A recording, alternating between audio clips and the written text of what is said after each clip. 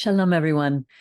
We're about to celebrate the Jewish high holidays, which include Rosh Hashanah, translated as the head of the year, Yom Kippur, translated as the Day of Atonement, and Sukkot, the Feast of Booths. But are they just for the Jews? My first instinct before coming up with a solution to any problem is to search for the root. So where do we go to find out about these holidays? Naturally, to the Torah, in which they were given. Let's begin at the beginning. In Bereshit, Genesis 1:14, it says, "And God said, let there be lights in the firmament of the heaven to divide the day from the night, and let them be for signs and for seasons and for days and years." These seasons, God had them in mind for us long before there were any Jews, which says to me that they were meant to be for everyone. Now, the word signs, which precedes the word seasons, brings to mind the verse in Exodus 31, verse 13. "Speak also unto the children of Israel, saying, Surely you shall keep my Sabbath, for it is a sign between me and you throughout your generations, so that you may know that I am the Lord who sanctifies you, sets you apart. In the same way that he set us apart, Israel, for a purpose. He set apart the Sabbath, which is so much more than a day of rest or a day to stop working. The Sabbath is a sign of his very existence. And when we change it in any way, we are also exchanging the one who gave it." Now, speaking of change, we are about to celebrate Yom Teruah, the day of the blowing of the shofar. The shofar was sounded in ancient Israel as a call to war, as a celebration of victory, as a call to praise and worship, and a new beginning. And all of these are true for the high holidays.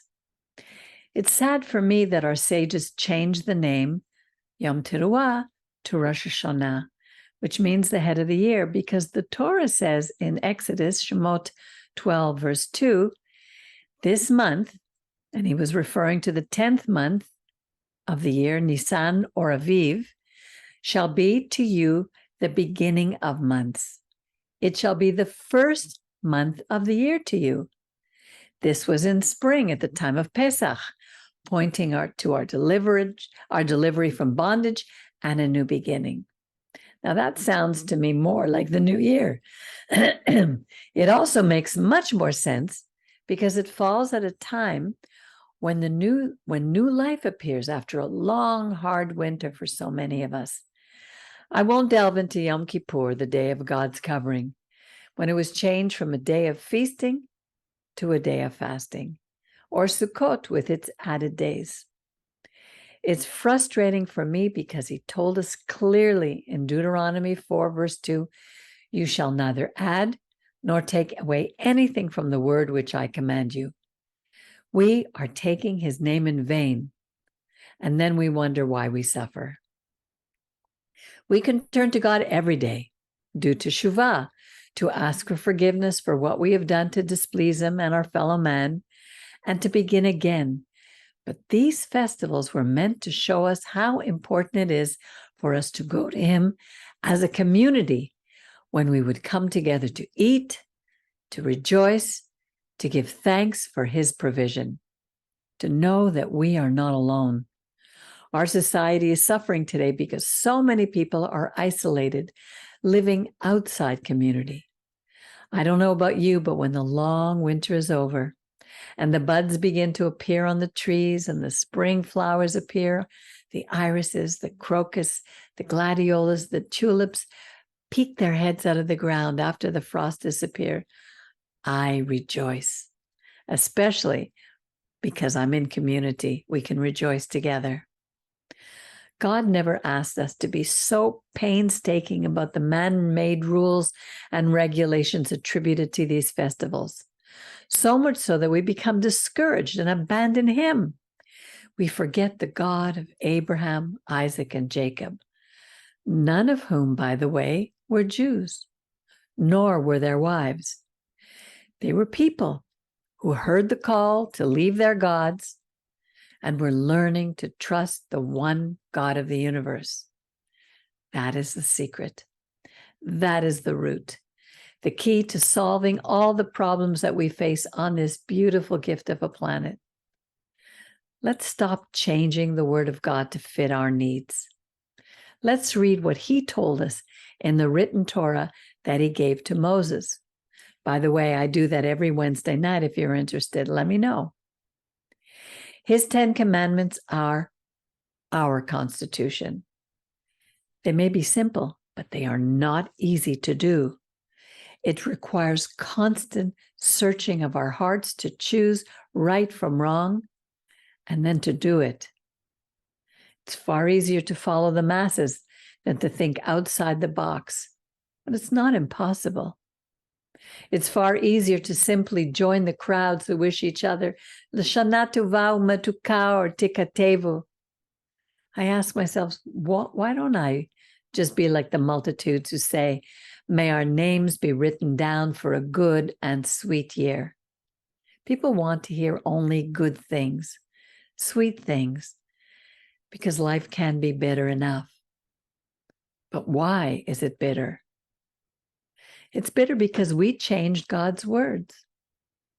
We are caught in a vicious cycle, a vicious circle. It's far more important that we take the time to search our hearts during these high holy days and ask our God to write our names in his book of life for all eternity, not just to ask for one sweet year here on earth. Well, on behalf of our community, Kehilat, Shear, Yashuv, I want to wish you all a blessed high holiday season. I want to thank you for your financial support, which allows us to keep the work of our Rabbi alive, amazingly 3 years after he went to be with his forefathers.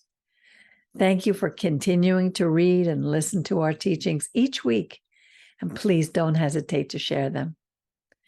During this season of Yom Teruah, Yom Kippur, and Sukkot, may God bless you as you take his moedim to heart.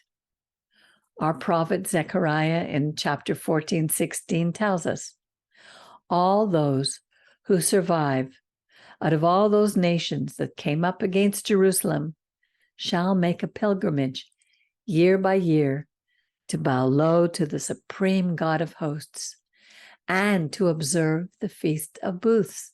That's Sukkot. No one knows what day that will be. But if you're not celebrating God's moedim right now, ask yourselves, why not? You don't have to be Jew or Gentile. Anyone could do it. And we can help you do that. Some of our traditions, our Jewish traditions over the ages, are beautiful. And we keep them if they allow us to draw closer to our God. If they take us away from God, we throw them out. I invite you to begin today to learn with us, to celebrate with us, celebrate these high holidays with us online. Why should you wait?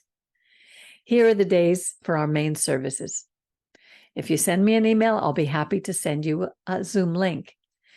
We have a Yom Teruah service on Shabbat, September 16th, Yom Kippur on Monday, September 25th, Sukkot on Shabbat, September 30th, and Shmini Atzeret, that we end Sukkot on Shabbat, September 12th. So don't forget, write to me and I'll send you a link. Now have a wonderful day, and I hope that you have a very special holiday season. Thank you for listening.